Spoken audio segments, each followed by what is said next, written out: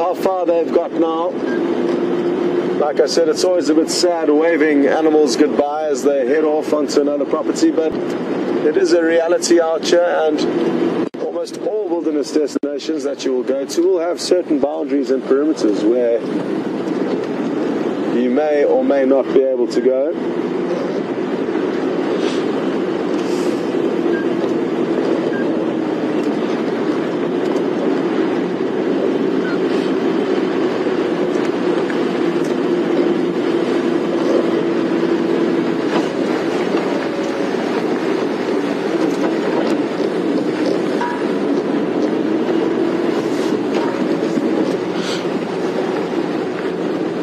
What I'm hoping to do is to stop somewhere just up ahead here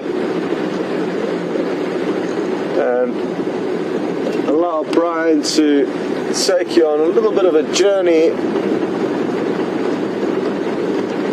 around this area that we are so lucky to be able to drive around. It's an incredibly beautiful part of Africa, and the game viewing here is phenomenal.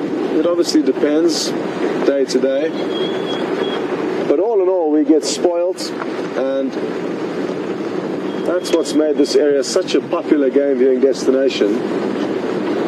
There are very many lodges in a relatively small area here, and that is a testament to the great game viewing that happens. It brings in so many tourists that want to come here.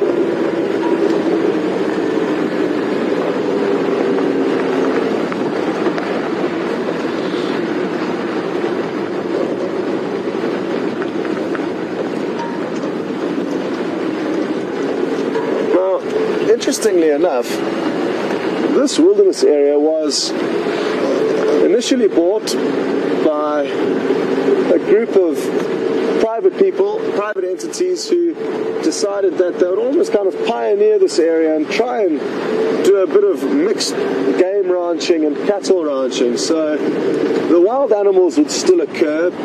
Back then when it was first started in... Oh, look at this, Kudu. In the 1940s, 1950s, it was used for hunting and cattle farming. But now, well, since the 60s, hunting was stopped, photography substituted it, and all the cattle were taken off. It was, however, still fenced in, and it was 65,000 hectares, full of big game and the big five. All the main stars of the show, but it was a relatively small ecosystem. And then in the early 90s, they dropped the fences to the Greater Kruger National Park, opening up this relatively small ecosystem to a massive one. And this has allowed free flow of beautiful animals like these kudu that we are watching now.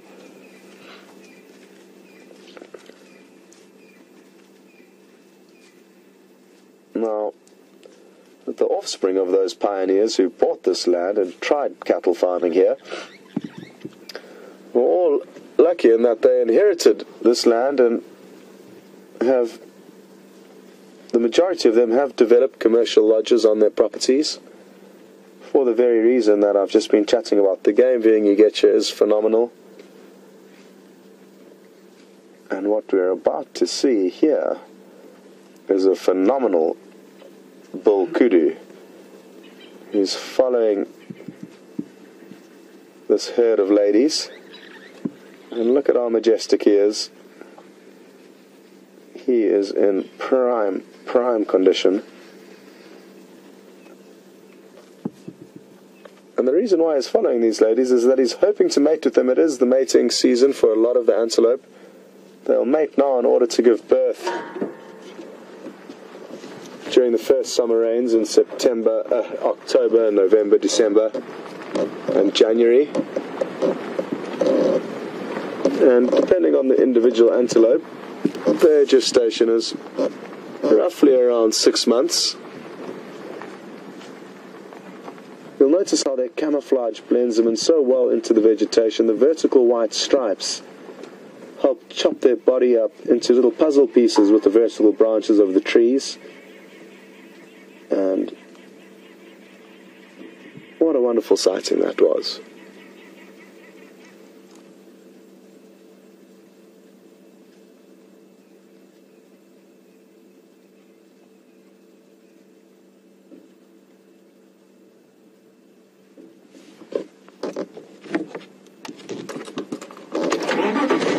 Great stuff. Well, that was a pleasant surprise.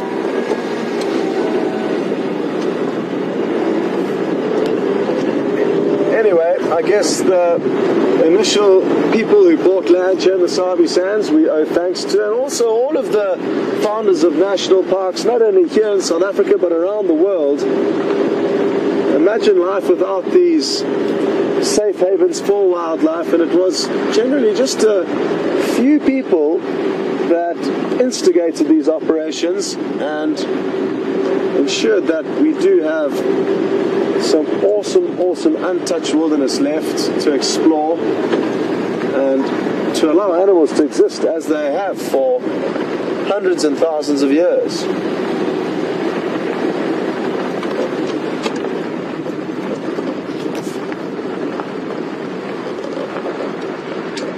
Well, as we casually freewheel down this hill, we're going to be listening out for any sounds or signs of animals, and we'll cross over to Marc and see what he's been up to for the last little bit. We'll catch up with you later.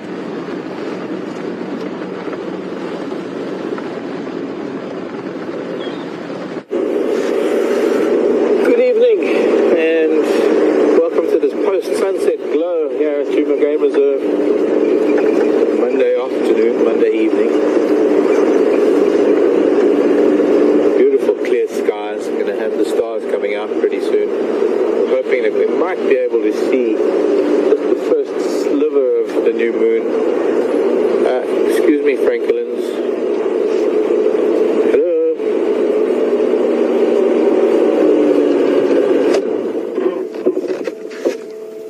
Well, they are an interesting species of francolin because they're not the usual crested francolin that we see all the time. They're actually quite different. So it'll be interesting if any of you want to maybe hazard a guess and tell me which spurfowl these are. There's a little bit of light on them, if they don't mind. Very pretty little things. Seems to be a male and female and some of their chicks.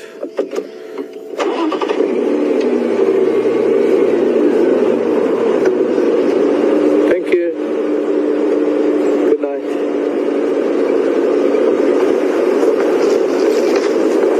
Before we carry on, I was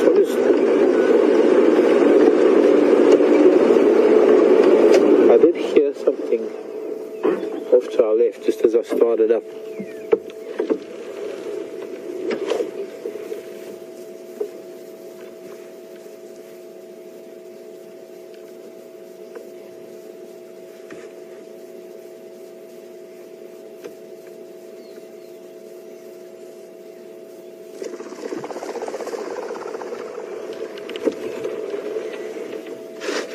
That was the sound of the francolins flying off.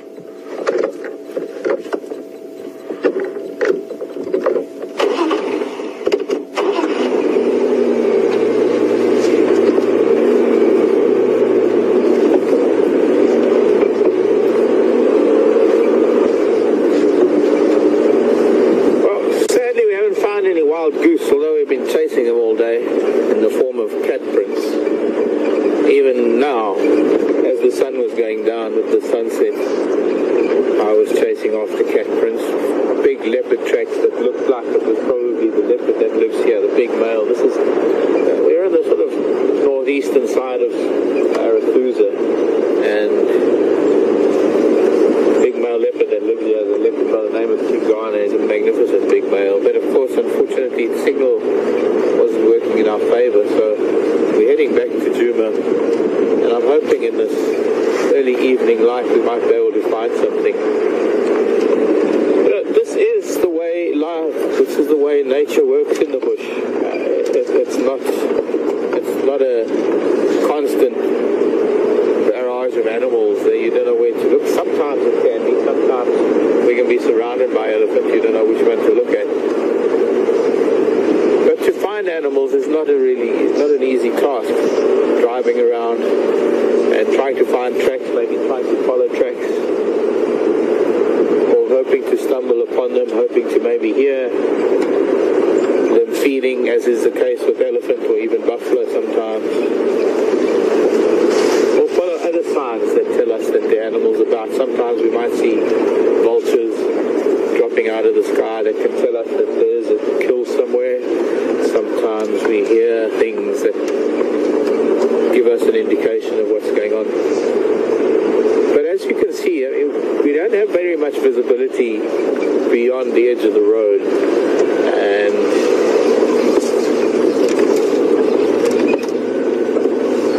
well, sometimes we have so much happening and sometimes we battle to find things. What makes this so different from a program that you might find that has been filmed over many, many months or even years,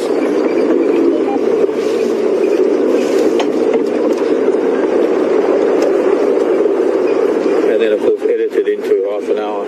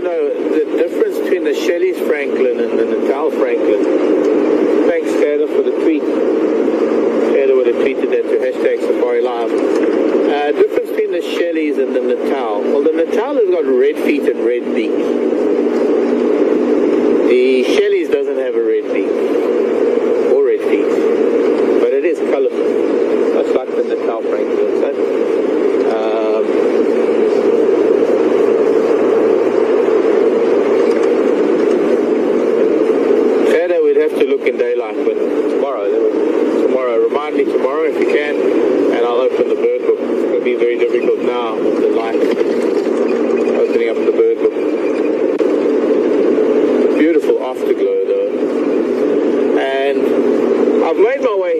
time of the evening for a specific reason, because we're heading back towards Impala Plains, and it's the last place I saw leopard tracks. And I can't give up on these cats. I've followed so many cats today and not had any luck. And I'm hoping that maybe we will. I know that Scott had some great luck in finding the Nkuhumas that were on our northeastern corner. Northeastern corner. Gosh, I had to think about that for a minute. And then they crossed over. So they've done a fairly large loop. If we go by the tracks that we saw this morning, going all the way up Gowrie Main, all the way into Torchwood, looping around at Torchwood Dam and coming back to Cheetah Cut Line, and then going off, I think maybe heading off north into Bushbaby. Not too sure which direction they went in. But glad that you got to see them, because at least some of the tracking paid off this morning in that we had a general idea of where they were, and they were found in Torchwood. After I couldn't follow their tracks anymore, and Andrew managed to find them. And then waiting for Karula to come out of the woodwork, and of course she turned around and went back off of our boundary, and then finding leopard tracks and following them and not getting any luck. This is where we ended up with those leopard tracks today. And well, I just hope that maybe somehow he might be waking up and I might just get a little bit of a reflection out of his eyes if he did hang around. I don't know if he did. Certainly didn't find any more tracks today, and tomorrow will be a good idea to come down here and have a look, because we don't have any others to start off on. He would be the best bet to come around Zoe's Road onto this road that goes up to Sandy Patch, to see if he woke up and started heading on any of these roads. But since it's getting dark and a cat's likely to be waking up if it was sleeping most of the day, I thought it'd be a good place to start just before we head home.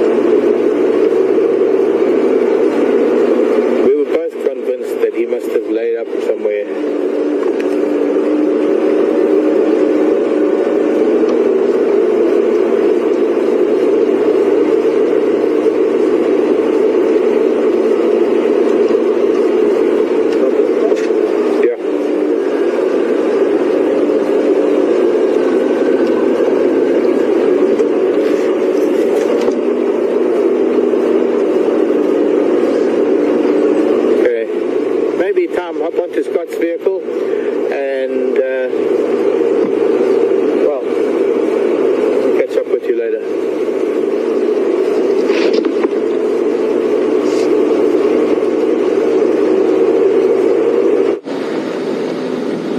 Welcome back, everyone, and you've come to us at a good time, potentially. I saw the eyes reflecting of a bush baby. It's a small nocturnal primate, really, really cute.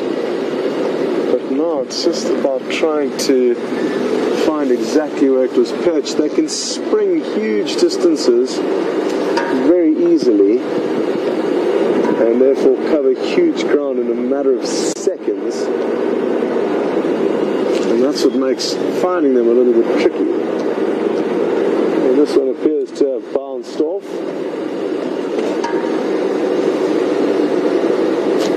Hold on a second, I think I've got it there, Brian. Brian, come in.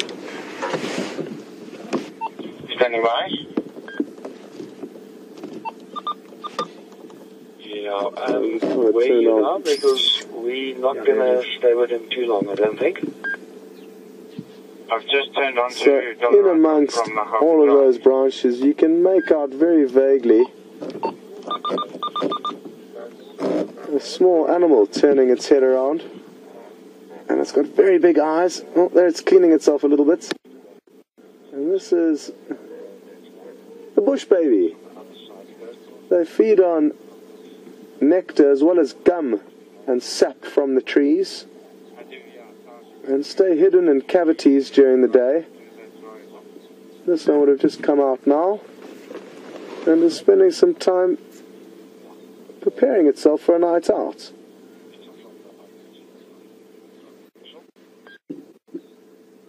And thankfully we managed to get a glimpse of it, even though it's in thick vegetation now. Once it has finished cleaning itself, it could begin to hop off, and I really would like to see how dull they are.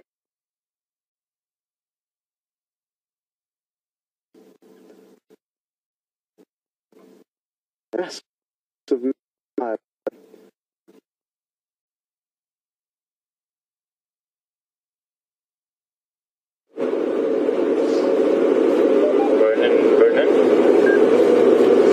Hello everybody. Just to double check I got you right. We get a chance to do a little bit of night driving tonight. And that first sliver of moon must be so close to the sun. No, so it'll be tomorrow night that we'll see the first bit of the sickle of the new moon, and then be watching as the moon waxes over the next 2 weeks to full.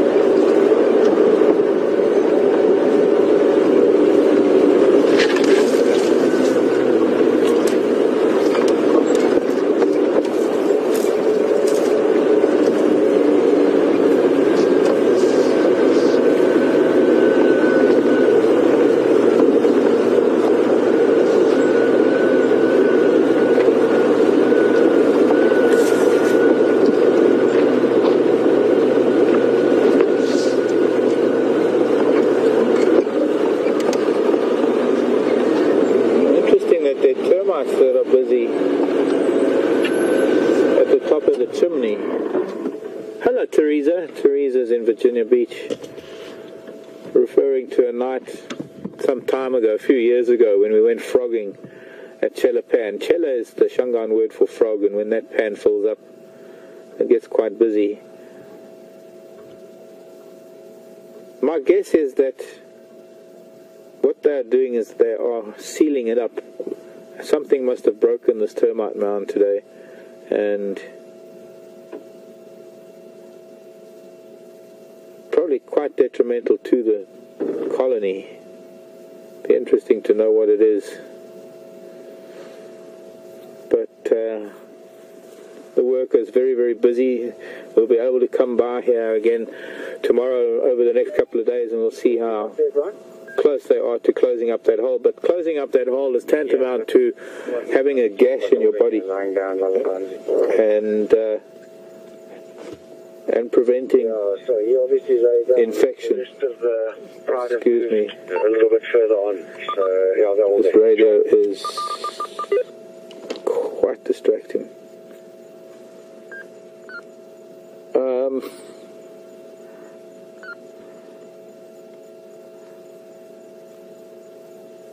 Not the time of the year for termites to be busy. Anyways, Teresa wanted to know if we're ever going to go frogging again, and sadly Teresa's the wrong time of the year. The reason why it worked the last time we went out was because it was midsummer. Now you see, frogs, there are some frogs around. I mean, we might find toads that will come out and they'll come to water to hydrate in the evenings, and maybe even the great tree frogs that might be estivating, sitting in the trees somewhere, being very, very pale. They might come down to water in the evenings and absorb water. They absorb water through the skin, especially on the upper hind legs. Through the skin on the hind legs is where they rehydrate themselves. But most frogs in a dry environment like this are what we would maybe term crash breeders. They are frogs who require a certain amount of water and a certain amount of humidity, and not only that but also the insect life that comes with it for them to breed. And so it's very critical that they breed after very heavy rainfalls. And it's quite interesting because the puddles that form have to persist long enough for the frogs to go through their entire metabolism from tadpole to frog, or rather from egg to tadpole to frog. And so it becomes quite intense, where all the species, all the members of the same species will gather around a waterhole, and there'll be a cacophony of sound as the males all vie for the attention of the females. They will mate, lay eggs, or she'll lay the eggs. They'll be fertilized by the males, and we're going to Scotch.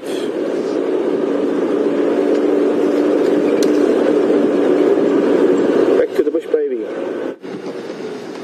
Welcome back everyone, and we've just got another glimpse of a bush baby, and we feel that this one we might be able to show you a better visual of. It's very close to us in this tree, so hold thumbs, we might get close.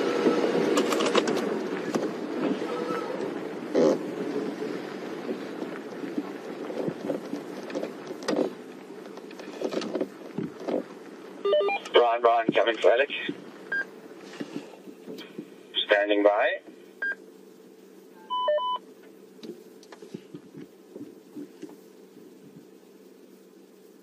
Absolutely awesome. Look at how cute this creature is. It's got massive eyes, also very big ears, which it helps to detect prey, which it feeds on, little insects, but it also feeds on gum from trees. This is certainly the best bush baby sighting I've ever been able to share with you, and they are such cool little animals. So as I was saying earlier, they are primates and they are nocturnal, so we don't see them very often. And this one looks so relaxed. Looks like it might actually fall asleep any second. Well, I'm happy that... Oh, morning. Wow. Now it's got its eyes properly opened. This is the lesser bush baby. We also got a greater bush baby. And sadly we don't see the other one here very often. This is the smaller of the two. And it's tiny. It's probably... its head's probably half the size of a tennis ball, to give you an idea of size.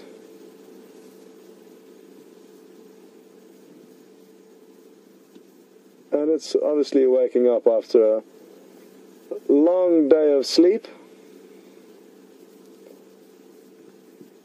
But it is going to have a very active night ahead of it, foraging for snacks.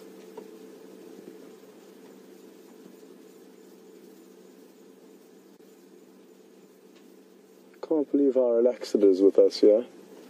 We are actually so close.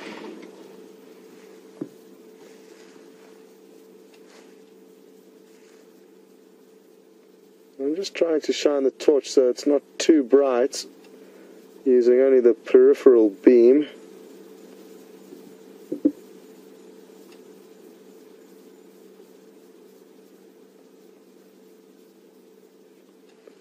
Well, we're going to leave this little critter to its own devices, because we've had such an awesome view of it and don't want to overstay our welcome. And I hope you all enjoyed that close-up view of such an awesome little animal that we very seldom get to share with you. Bye-bye, little bush baby.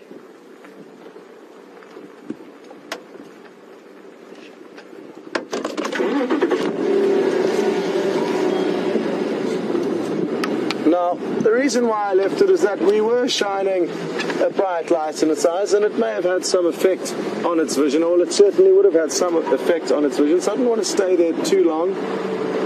We don't know what predators could be lurking, and by shining a spotlight on a stationary animal like that for a prolonged period of time could alert its whereabouts to another animal, and that we certainly wouldn't want. And it looked so comfortable there that I didn't want to stay any longer and disturb its evening. It had been so good to us, so the least we could do was repay the favour to a degree to that same bush baby, and maybe next time we drive past the road we'll get the same very welcome response that it did show us when we arrived.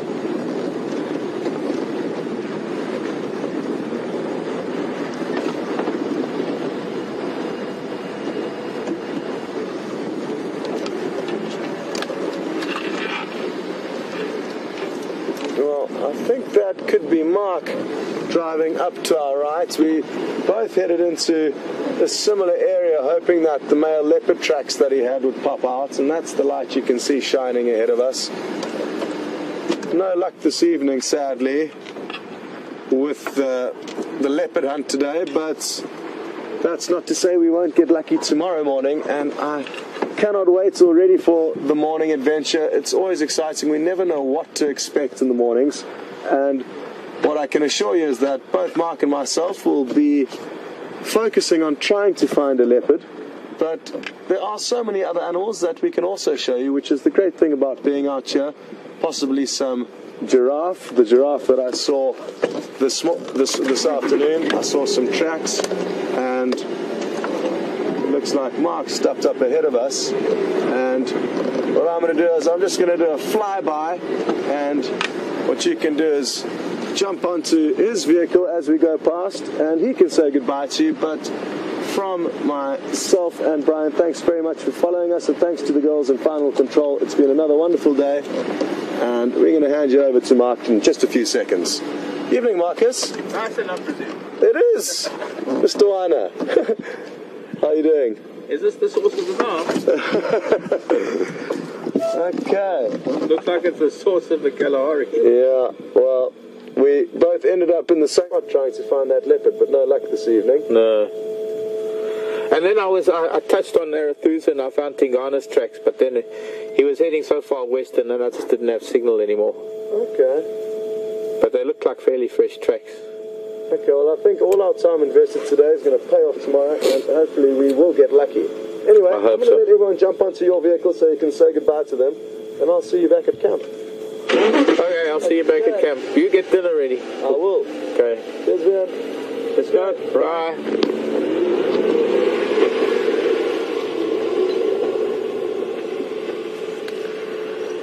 Well, that's quite strange, bumping into Scott like that on our way home. It's a nice way to end off. It means that we sort of in sync in a way in how our minds are thinking alike, and we didn't even have to communicate. He was doing certain roads over there where the leopard could have gone, and I was doing the roads here where he could have come to as well. But sadly, we just didn't really have any luck today. And it just is the way things go. It does make it a little bit frustrating. It makes us even more eager to find the things in the morning. But it gives us an idea of where animals are, and it's a good place to start for tomorrow morning. And tomorrow is another day. That's the wonderful thing about it. We've got a lovely glowing sky out there. Stars are going to be bright. It's clear as clear can be out there tonight, and it's probably going to be quite chilly. So thanks for joining us. Thanks for being part of WildEarth. And I hear another car. My name is Marc. VM has been on camera. Thanks for joining us, and we'll see you tomorrow morning. Good night. Goodbye. Love you lot.